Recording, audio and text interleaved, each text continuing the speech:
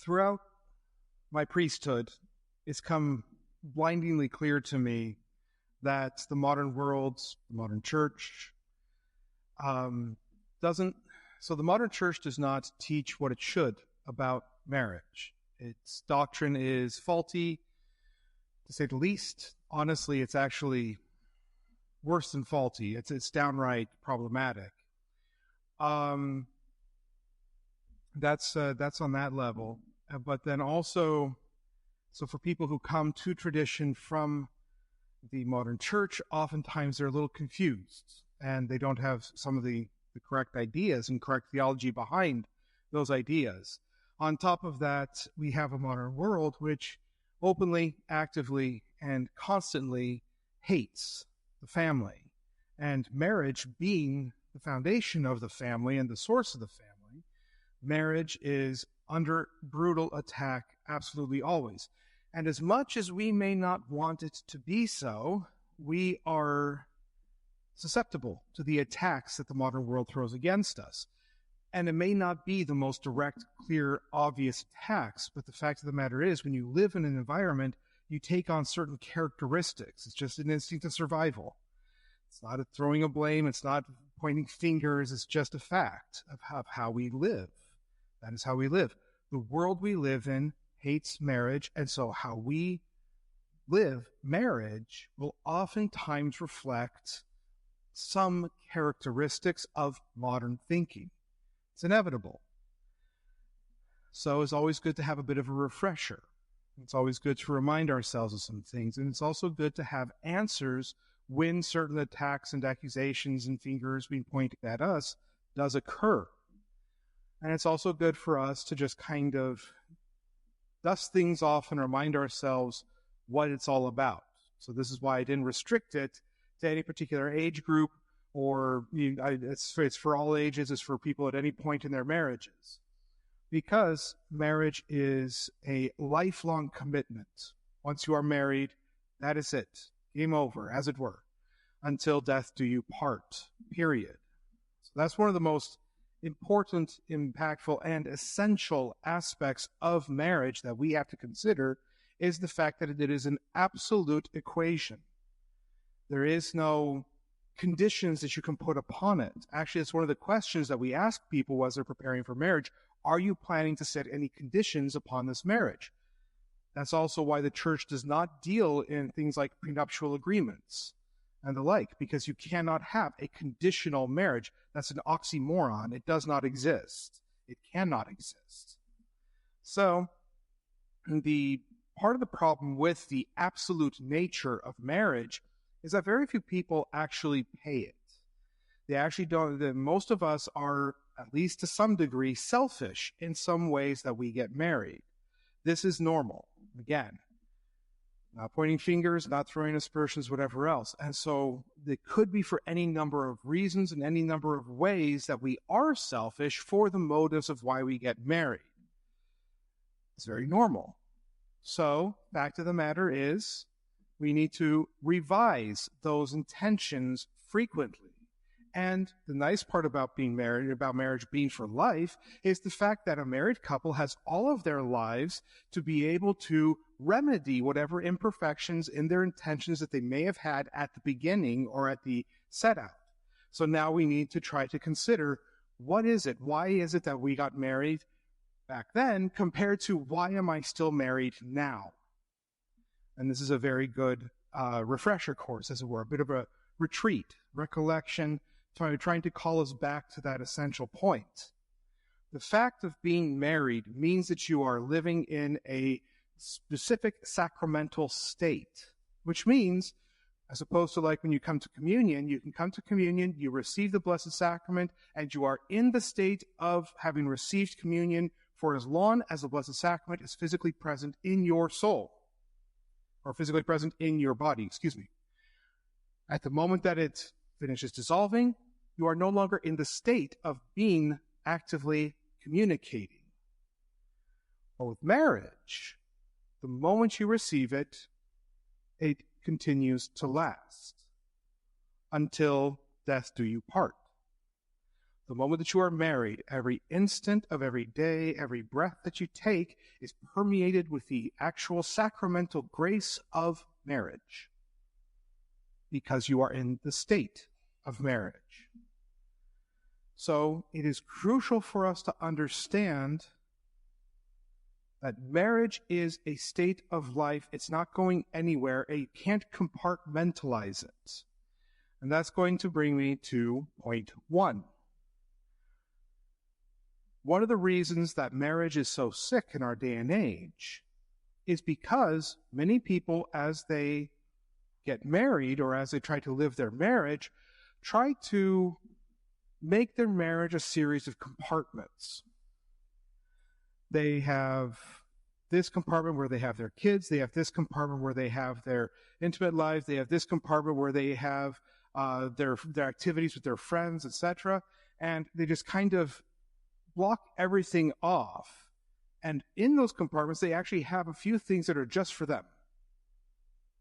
But actually, that's the wrong way to go about things. The reason for that is because of the fact that we are creatures that do that well. We don't pigeonhole well. We don't compartmentalize well. But the other reason is because that cuts the very essence of what marriage is off from every part of our lives. And this is the more important point.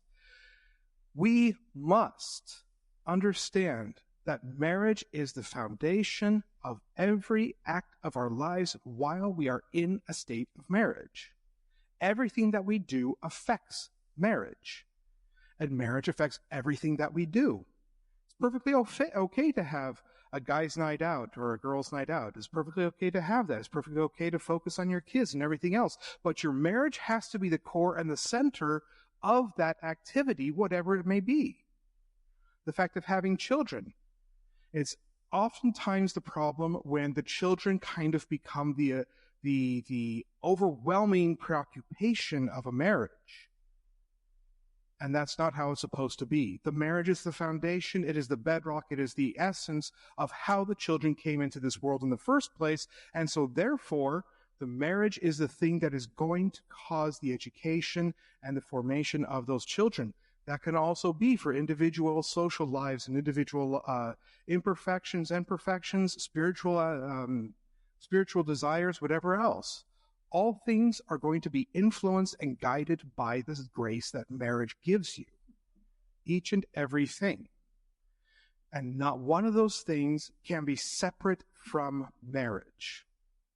The moment that we even have that mentality of, I get to leave the ball and chain at home for a little bit and spend some quality time with the guys, the moment that happens, we're heading towards disaster.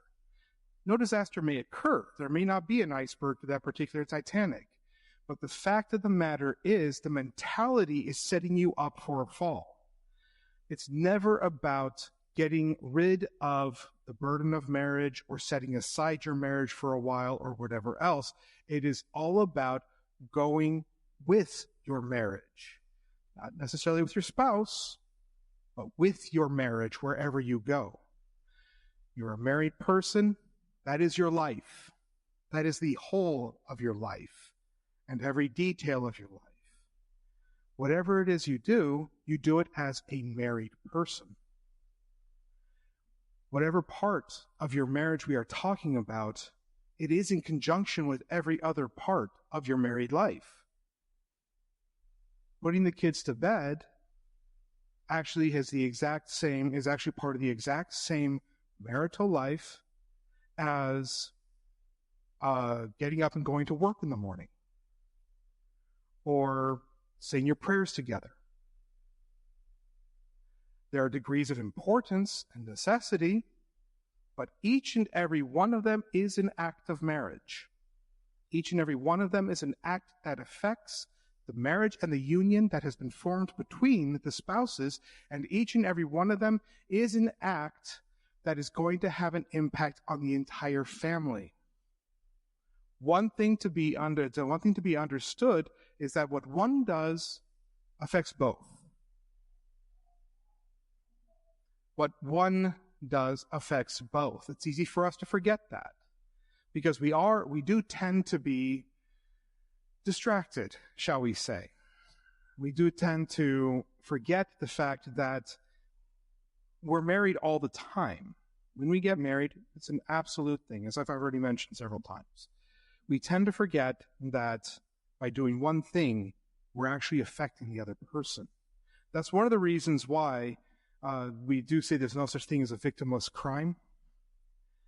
When someone is married, any sin you commit affects the other, private or public. Any action you do affects the other, positive or negative. And it affects the both of you and your relationship. Now, it speaks to the amazing strength of the union that God created, that with all of the imperfections that we carry into a marriage and with all of the problems that we commit while we are in marriage and all the difficulties that we may have with marriage, that it still manages to sustain and grow. All things considered, that is a remarkable attribute. Somehow, God is that good and He is that great and He's that powerful. But it's a testament to Him. The fact of the matter is, many times what people bring into their marriages should be enough to destroy it. And many times what they bring along into the marriage after the fact should destroy it as well. And the many sins and imperfections, some of them directly against the very bond of marriage that they have, and some of them not so much directly, but definitely existing as affecting the bond of marriage, still somehow the bond of marriage exists and sometimes can even flourish and continue. We have to make sure that we are aware of this. We are aware of the fact that our marriage is an absolute thing. Because the more conscious we are of it, then the easier it is for us to go from one activity to the other, appreciating the fact of the responsibility that each and every one of us has as a married person to what we are supposed to give to the family. How we behave, how we react, how we speak, how we think, all of these things. Now, this is not something that is easy for us to manage. The fact of the matter is, we're not terribly conscious or responsible creatures anymore.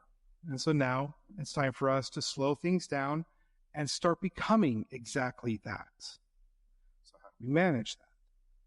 Well, the first thing is we have to reawaken one of the core essential aspects of what a marital relationship should be, and that is sacrifice. The basis of marriage is love. And the basis of any love is sacrifice. If we do not have a strong life and spirit of sacrifice, we are not going to be able to have a strong marriage at the end of the day. Some sacrifices take tiny little efforts of will, nothing else. Getting up in the morning, that can be pretty huge, or it can be very small, depending on who you are. Holding your tongue, that can be very small or very large too. Depends on each and everyone's personalities. Going to Mass, putting up with the difficulties and imperfections of your spouse. There are all sorts of things that we have to do each and every day that are little ways for us to be able to sacrifice for the good of the whole. Because again, I insist very strongly, there's no more I in anything. Anything I do affects the whole and entire kit and caboodle, as they say. Everything that I do affects everybody, and so therefore I have to work at being a better husband, wife, father, mother, whatever. We have to make sure that we are pushing ourselves beyond our kind of natural state. The church is very good at giving us the blessings and the graces that are necessary for us to overcome our individual imperfections and everything else. But we have to understand and appreciate that those graces need to go above and beyond. They need to work overtime because the stakes have gotten bigger. It isn't just my soul anymore. It's the soul of everybody who is depending on me. And all of those who are connected to me Our souls are never alone. Our souls are always connected. And so one of the biggest ways that we need to learn how to sacrifice is to remind ourselves of this fact. Everything I do affects them. Specifically, your spouse. Specifically. Children, as wonderful and glorious as they are, come and go. And they're not ours at the end of the day. But a spouse is for life.